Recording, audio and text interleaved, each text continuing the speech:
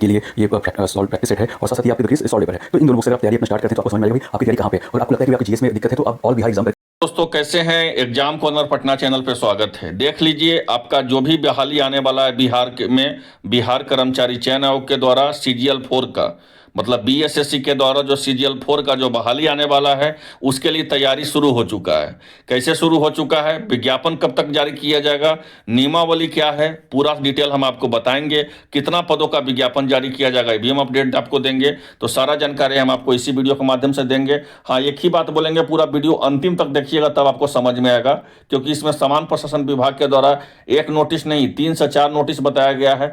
पूरा डिटेल में हम आपको बताएंगे कितना पदों का विज्ञापन जारी किया जाएगा, क्योंकि तैयारी जो है अब शुरू हो चुका है आपको सचिवालय का, ठीक है, सीजीएल 4 के विज्ञापन को लेकर के। तो आइए क्या है नियमावली, फिर डिटेल हम आपको बताते हैं। तो देखिए इसमें क्या बोला गया है, आपको पता है कि बिहार कर्मचारी चयन आयोग के द्वारा बीएसएससी सीजीएल 4 का विज्ञापन आने वाला है ना। तो जो भी विज्ञापन आएगा, जो भी सीजीएल 4 का बहाली आएगा, या जो भी सीजीएल 3 का बहाली हुआ होगा, या जो भी सीजीएल 2 का बहाली हुआ होगा, वो एक नियमावली के अनुसार होता है, ठीक है। तो वो जो है कौन नियमावली के अनुसार होता है, तो बिहार सचिवालय सेवा अधिनियम 2007 के तहत, ठीक है। इसमें जो है आपको कौन सा नियमावली काम करता है, तो इसमें नियमावली जो है 2008 के द्वारा किया काम करता है। इसमें क्या है पूरा नियमावली हम आपको बताते हैं। यहाँ पे देखिएगा तो बिहार अधिनियम 3, ठीक है, 2008 के धारा 19 के उपधारा में शक्तियों के अधीन निर्मित बिहार सचिवालय सेवा, ठीक है, के जो यहाँ पे बोला गया है कि सहायक ग्रेड प्रशिक्षण नियमावली 2008 के संशोधन करते हुए उक्त अधिनियम धारा 11 के आलोक में निम्नलिखित जो है नियमावली बनाई गई है। हम आपको क्या बताए अभी शुरू में कि बिहार में जो बहाली आने वाला है सचिवालय का, सीजीएल 4 का जो बहाली आने वाला है, उसमें लगभग पदों का संख्या जो है 5000 के अप्रोक्स रहेगा। कितना रहेगा जी, तो 5000 अप्रोक्स आपका पदों का संख्या रहेगा। और सबसे महत्वपूर्ण जानकारी हम आपको दे देते हैं कि इसमें एक बहुत बड़ा पद जुड़ने वाला है सहायक प्रशाखा पदाधिकारी का, एएसओ का जो है। इसमें लगभग एएसओ का कितना पद होने वाला है, तो लगभग जो है 1050 तो सिर्फ एएसओ का पद रहेगा, सहायक प्रशाखा पदाधिकारी का। अब जो है सीजीएल 4 के लेकर के, बीएसएससी सीजीएल 4 को लेकर के नियमावली भी बनना स्टार्ट हो चुका है। जब नियमावली बनता है कि समान प्रशासन विभाग के द्वारा कि किस तरह से बहाली लेना है, जैसे कि देखिए बिहार में आपका भवन निर्माण विभाग में बहाली आएगा, राजस्व विभाग में बहाली आएगा, बिहार कर्मचारी इंटर लेवल का बहाली आया हुआ है, सीजीएल 4 का बहाली आएगा, या जो भी बिहार में कार्यालय परिचारी का बहाली आएगा, सब एक नियमावली के तहत होता है। कार्यालय परिचारी का बहाली जो होता है वो समान प्रशासन विभाग के द्वारा होगा। जो आपका सीजीएल 4 का बहाली आएगा वो समान प्रशासन विभाग के द्वारा होगा, ठीक है। तो ये सब जो है आपको एक नियमावली के अनुसार होता है, ठीक है, वो एक नियमावली होता है। अब वो बिहार गजट में प्रस्तुत होता है कि कौन सा नियमावली से आपका बहाली होना है, इस बात को समझ लीजिए। तो आपका सचिवालय सहायक का आप लोग सुन रहे थे बहुत दिनों से कि आज बहाली आ रहा है, कल बहाली आ रहा है, अभी तक वो दिसंबर में आएगा बहाली, जनवरी में आएगा, फरवरी में आएगा, लेकिन जब तक आपका नियमावली ही नहीं बनेगा तब आपको बहाली कैसे आएगा। लेकिन अब जो है नियमावली बन चुका है, तो जब नियमावली बन जाता है तो महज अब इसका नियमावली बनने का महज 30 से 35 दिन के अंदर आपका विज्ञापन जारी हो जाएगा, इस बात को समझ लीजिए। तो कहने का था मतलब क्या हुआ, तो कहने का मतलब हुआ कि अप्रैल में आपका किसी भी सूरत में विज्ञापन आपका सीजीएल 4 का जारी कर दिया जाएगा, जो बीएसएससी के द्वारा जिसका आपका सिलेक्शन होना है, बीएसएससी के द्वारा सिलेक्शन होना है, मतलब बिहार कर्मचारी चयन आयोग के द्वारा, ठीक है। अब इसमें एक सबसे बड़ा पद होने वाला है एएसओ का, सहायक प्रशाखा पदाधिकारी का, ठीक है। तो आइए सारा बात हम करते हैं, यहाँ पे ध्यान दीजिएगा, हम आपको डिटेल बताते हैं। यहाँ पे ध्यान दीजिए, यहाँ पे देखिए क्या बोला गया है।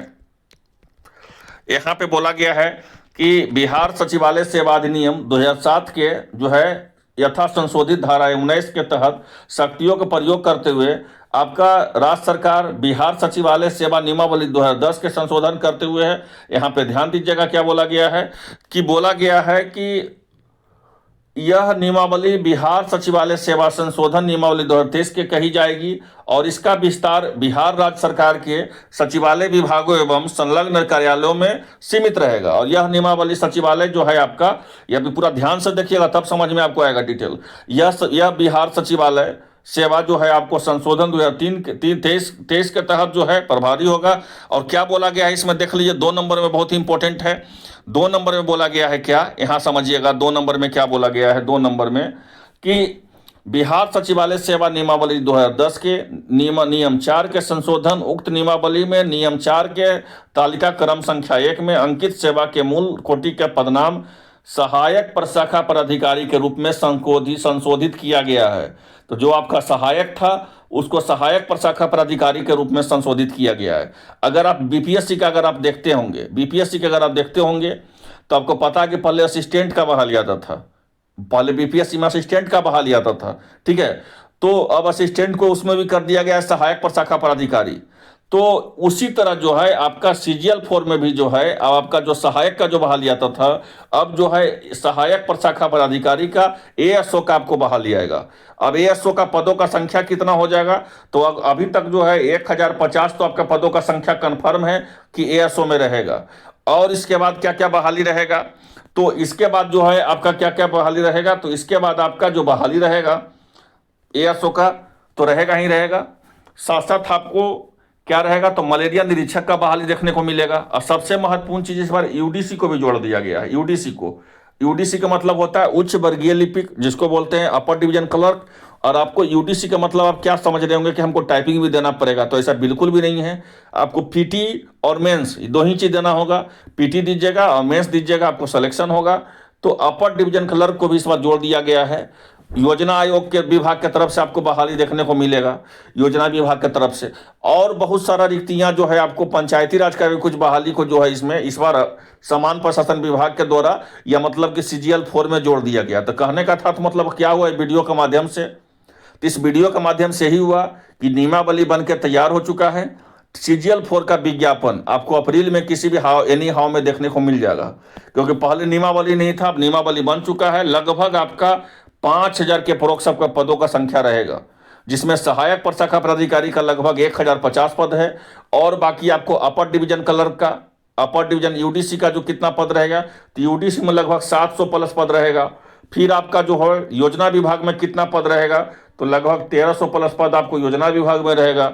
और आपका जो पद है मलेरिया निरीक्षक रहेगा। कुछ पंचायती राज का सीट को इसमें जोड़ा गया है, राजस्व अधिकारी का।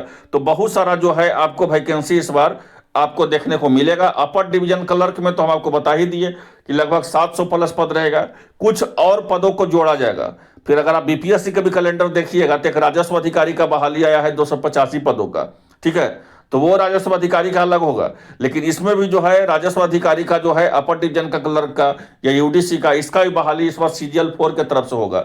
लगभग 5000 पदों का विज्ञापन आपको जारी किया जाएगा। तो ये एक महत्वपूर्ण सूचना है। आप लोग जो तैयारी में जुट नहीं लगे हुए, तैयारी में कस के लग जाइए, क्योंकि विज्ञापन आपका कभी भी जारी हो सकता है। एनयू कभी भी जारी होगा इसका विज्ञापन, क्योंकि हर हाल में इसको पीटी परीक्षा करवा लेना आपका विधानसभा चुनाव के पहले है। तो अगर पीटी का परीक्षा हो जाएगा तो फिर पीटी से फिर मेंस करवाना ज़्यादा नहीं होगा, क्योंकि महज 5 गुना ही रिजल्ट ही पीटी में दिया जाएगा। तो आप लोग समझ सकते हैं पूरी तरह से कि अब नियमावली जब तैयार हो चुका है तो बहाली कभी भी आपको देखने को मिलेगा अप्रैल में। तो हर हाल में अप्रैल में लगभग आपका बहाली देखने को मिलेगा। और कैसे तैयारी करना है, किस तरह से तैयारी करना है, उसका हम नेक्स्ट वीडियो बताएंगे आपको डिटेल में। तो मिलते हैं इस वीडियो में, धन्यवाद।